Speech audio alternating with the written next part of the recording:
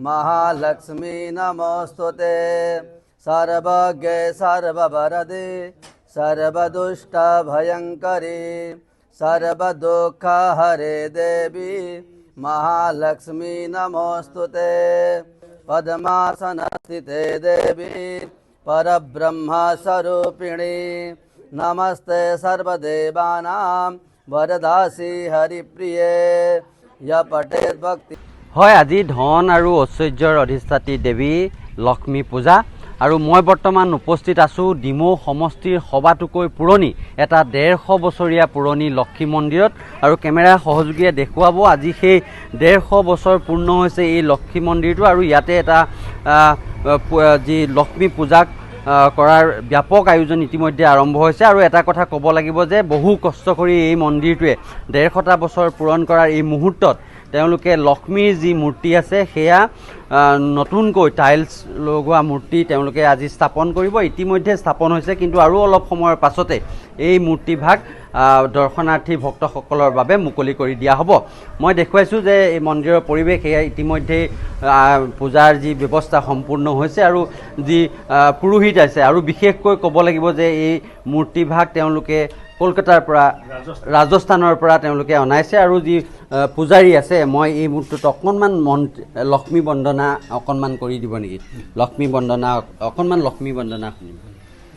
ओम या श्री स्वयं सुकृतिनां भवने सलक्ष्मी पापात्मनां कृतधियां हृदये सुबुद्धि श्रद्धा सतां कुलजना प्रभव सलज्जास् स्वां त्वां नतास्म परिपालय देवी विश्वं या देवी सर्वभूतेषु लक्ष्मीरूपेण संस्थिता नमस्तस्यै नमस्तस्यै नमस्तस्यै नमो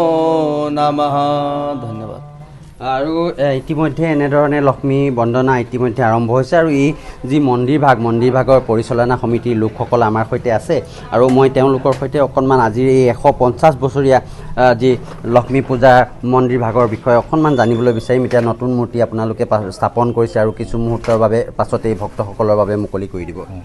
পোনপ্ৰথমেতো আমাৰ সাংবাদিক কৰ্মীসকলক আমি ধন্যবাদ জ্ঞাপন কৰিছোঁ আপোনালোকে যে আমাৰ ইয়ালৈ আহিছে আৰু আজি ধন্যবাদ জ্ঞাপন কৰাৰ লগতে লক্ষ্মীৰ যিটোৰ অভিনন্দন আপোনালোক জ্ঞাপন কৰিছোঁ আমাৰ এটা আমি গৌৰৱান্বিত যে আজি 150 বছৰ ধৰি আমাৰ এই লক্ষ্মী পূজা স্থলীত আজি আমি সকলো ৰাইজৰ অৰিহণাৰে 5 টকা বৰঙণিৰ পৰা আদি কৰি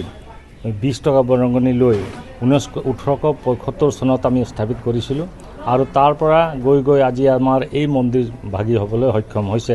আৰু আমি অতি সুখী হৈছোঁ যে আমাৰ যি জল অভিষেক হৈছিলে প্ৰাণ প্ৰতিষ্ঠাৰ কাৰণে তাত আমাৰ প্ৰথম যিটো জল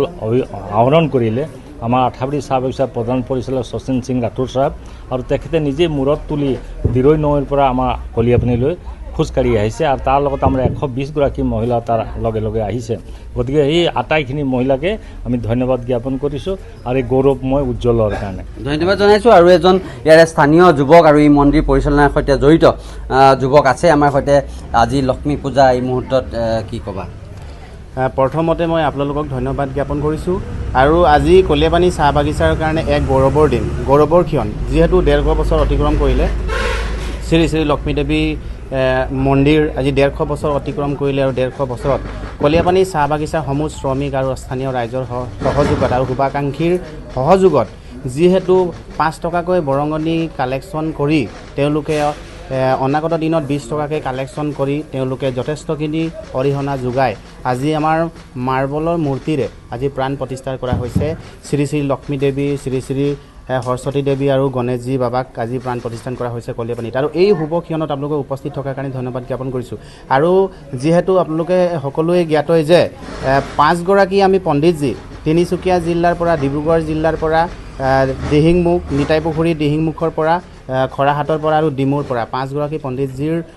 হতুৱাই আজি আমি প্ৰাণ প্ৰতিষ্ঠান কৰা হৈছে। ধন্যবাদ জনাইছোঁ আৰু এনেধৰণে এতিয়া সমগ্ৰ ৰাজ্যই লক্ষ্মী বন্দনা কৰাত ব্যস্ত হৈছে।